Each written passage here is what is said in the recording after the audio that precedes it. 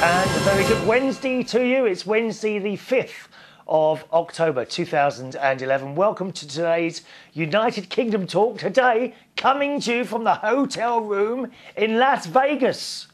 How fantastic is this? Yeah, you see, you're always better to watch the show rather than just listen. Have a look behind me. What can you see? Caesar's Palace. No, we're not at Caesar's Palace, I'm afraid. Somewhere much, much, much less nicer than that. We must be staying at the cheapest hotel there is in Vegas. We really are at the Flamingo. Anyway, so we're here. We've been here a couple of days. On Monday, we got up at 3 o'clock in the morning to leave my house. I had no work, by the way, Sunday night because Belushi's in Hammersmith is having a big refit at the moment. So Sunday was their last night before the refit, and it wasn't required, boys and girls.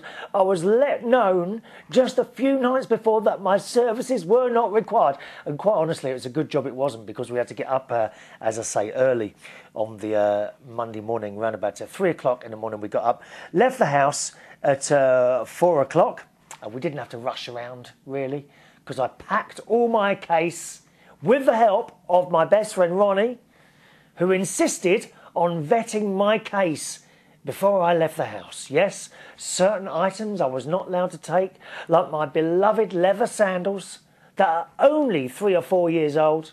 Plenty of wear left still in those. Certain T-shirts I wasn't allowed to take.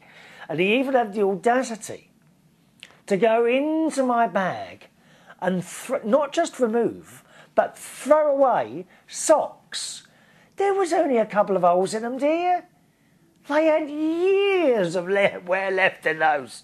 Anyway, so we did that. I've got all this, and I've been making notes. We got to the airport, left the airport. Nice man in the taxi.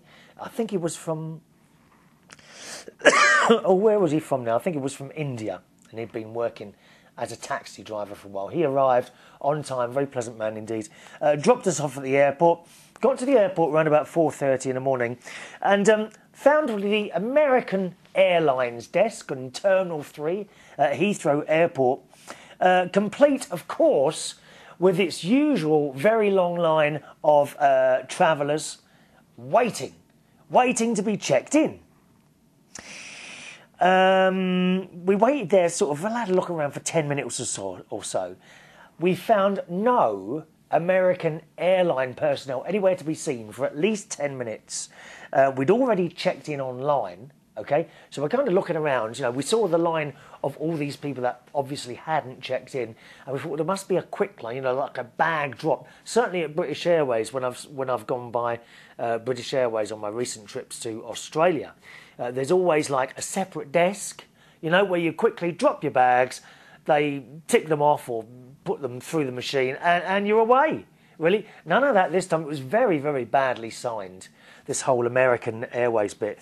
Eventually, some American airline staff suddenly appeared, you know, in a puff of smoke, and even they were giving us different information on what part to stand in. Eventually, we did find out where we were going, and the girl on the desk, I think, was pleasant enough at the check-in there. We went through security. We did. I've got to be honest. We did try our luck to try and get into the lounge area. You know, so you don't have to sort of sit where all the shops are.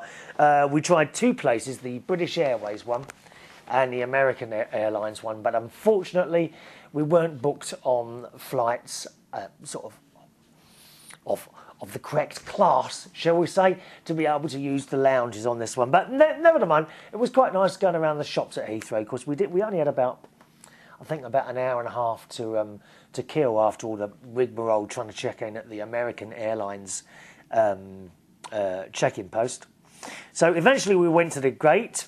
Several very miserable I have to say, very miserable looking American Airlines staff were checking our papers and bits and pieces.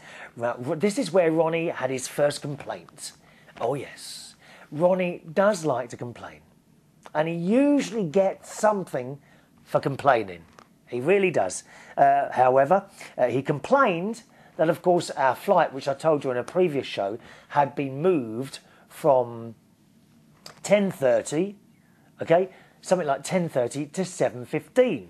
Now, if this wasn't bad enough, on our way through the airport, where we were led to understand that that 10:30 flight had been cancelled, but as we came through Heathrow Airport, he noticed on the board that that 10:30 flight was in fact still running. Okay, so he complained bitterly to the man on the desk, who actually, he was the sort of more pleasant one out of all of them. Very well spoken, I must say. And the bloke explained to us the reason that we were put on the earlier flight was because we had a connection, okay, at Chicago. And he says, you wouldn't have made the connection. You know, it takes a while to get through. And Ronnie says, well, why didn't they tell us that the first time? They said, well, they shouldn't have. They should have done. But he was kind of blaming the travel agent rather than American Airlines. And indeed, he also told us that American Airlines did inform the travel agent that they were going to put us on the earlier flight almost within a very short space of time that we booked it. And the fact that the travel agent didn't let us know until sort of 3 days before the holiday wasn't their fault. So I'm afraid the trying of an upgrade didn't quite work on this one. So there we are. Got on the plane. A fairly standard economy seats. We had 2 seats on our own. I quite like the aisle seats, so I sat on the aisle seat and Ronnie sat next to the window. Everything seemed to run to time, really. Nothing late or anything like that. Customs forms, you had to fill in those blooming forms that you always fill in when you're going to another country. Not much of a way in choice for films or TV shows. That was very sort of, you know, not much there, really. I think there's about 5 or 6 films to choose for altogether. The meal on the plane, that was fine. It was sort of 10 o'clock in the morning, so it was like a breakfast type thing. The weird thing is, he was going around asking everyone, do you want pancake or eggs? And I asked for pancake, and I got pancake and eggs underneath it. So I wondered, actually, was it actually the same meal for everyone? But they said that. Now, for some reason, my friend Ronnie, he thought the bloke said chicken. So he just, he said, I'll have chicken. And the bloke said, what? He said, did you say chicken? He said, no, pancake or eggs. And after that, every time the bloke come to bring us a cup of tea or something like that, he said, did you want chicken with that or something like that? We didn't find it very funny after a while, dear. The staff on the plane, the bloke was pleasant enough, I think, when he bought us our stuff, but most of them, the American Airlines staff, were as miserable as sin. There were a couple of times as they walked past, I kind of smiled at them, and they looked so miserable. I can't believe they actually enjoy working for American Airlines. They were as miserable as sin, absolutely. And on the announcement thing, you know, we thought the security was pretty tight on those American Airlines. We were told you're not allowed to stand in the aisle or hang around the galleys or the public toilets. And yeah, you know, it was very sort of, we want you to sit down and don't move until you get off the other end. That's how I felt. That's really how I felt. Got to Chicago Airport on time. Not an awful lot to do there. There was a few shops, very large eating area, but not really clothes shops. I think there was a few. There might have been a couple of clothes. I can't even remember. There was so little there. Couldn't get the internet. I was very disappointed. Couldn't get the little internet to work on my mobile phone, or indeed Ronnie's. You could subscribe. I think it's something like $7 or $5 for an hour, and he actually paid with his credit card, and it worked for about 5 minutes, and then refused to take his password after that and all that business.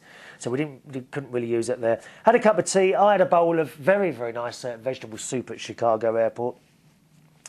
And I had a Snowball apple. What you're wondering? Oh, it was beautiful. We saw this shop there. They were doing all sorts of chocolates and apples covered in various different things. I had the apple called Snowball, as I say, covered in caramel and desiccated coconut. It was absolutely delicious. And they slice it for you.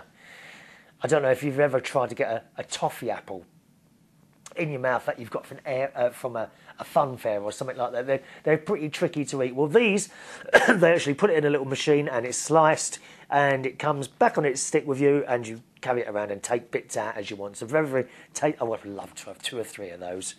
A coconut caramel apple. Huge food area, as I say. We stayed there about 3 hours. Then we took another 3 hours flight on another American Airways plane to Vegas. And I shall tell you more about that in the next show. All right, boys and girls. Don't forget our email address is chris@unitedkingdomtalk.co.uk. chris@unitedkingdomtalk.co.uk. See you on the next show. Thanks for watching and listening. Bye-bye.